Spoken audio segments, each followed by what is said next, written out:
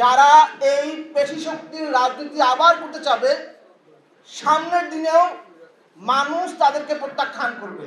ঠিক। আমরা দেখতে পাচ্ছি যে একটা রাজনৈতিক সংগঠন তারা আবার সে আগের মতো হত্যার রাজনীতি শুরু করেছে। তারা আজকে তাদের নিজেদের দল এবং অন্য অপর রাজনৈতিক কর্মীদেরকে সহ প্রায় 100 বেশি হত্যাকাণ্ড তারা করেছে। এবং গতকালকে নারায়ণগঞ্জে এক সন্ত্রাসী ছাত্রলীগকে অত্র এলাকার জনগণ যখন আটক করে, তখন ওই দলের সন্ত্রাসীরা গুলি করে তাদেরকে আরেকজন নিরীহ লোককে, এক ব্যবসায়ীকে নারায়ণগঞ্জে হত্যা করেছে। ঠিক ঠিক। এবং দেখেছি গতকালকে এক মাদ্রাসার ছাত্রকে তারা গুলি করে হত্যা করেছে। এই হত্যার রাজনীতি আমরা চাই না দেখেই তো জুলাই অভ্যুত্থান হয়েছে নাকি? ঠিক ঠিক ঠিক। তো আমরা যদি সেই হত্যার রাজনীতি আবার ফিরে যাই, তাহলে এতে আসলে এই হাজারো শহীদ যারা তাদের তাজা রক্ত দিয়ে আমাদের নতুন একটা বাংলাদেশ দিয়েছে, তাহলে আমরা কি পেলাম? তো সেই জায়গা থেকে নাগরিক পার্টি পেশি শক্তির রাজনীতি নয়, নাগরিক পার্টি মানুষের জীবনের মান উন্নয়ন, কল্যাণ রাষ্ট্র গঠন এবং নীতির রাজনীতি করতে চায়। এবং সেই রাজনীতির বার্তা নিয়ে আমরা পাড়ায় পাড়ায়, মহল্লায় মহল্লায় এদেশের মানুষের কাছে যাচ্ছি, মানুষ সাড়া দিচ্ছে।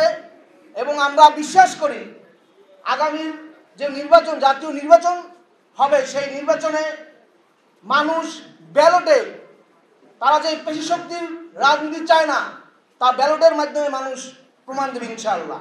ইনশাআল্লাহ।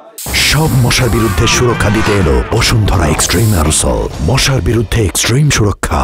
এবং আরো বলতে চাই যে এদেশের মানুষ বিগত 54 বছরে যেই রাজনীতি চেয়েছিল যে তার জানমালের নিরাপত্তা পাবে, তার স্বাস্থ্যসেবার নিশ্চয়তা পাবে, তার যে নাগরিক অধিকার, সেই নাগরিক অধিকারের নিশ্চয়তা রাজনীতিবিদরা দিবে। কিন্তু 54 বছরে আমাদের বস্তাপচা রাজনীতিতে আমরা দেখেছি যেই রাজনৈতিক সংগঠনগুলোই ক্ষমতা এসেছে, তারা টেম্পো স্ট্যান্ড দখল করেছে, তারা বিভিন্ন সাধারণ মানুষের সম্পদ লুট করাই তাদের রাজনীতির লক্ষ্য এবং উদ্দেশ্য ছিল।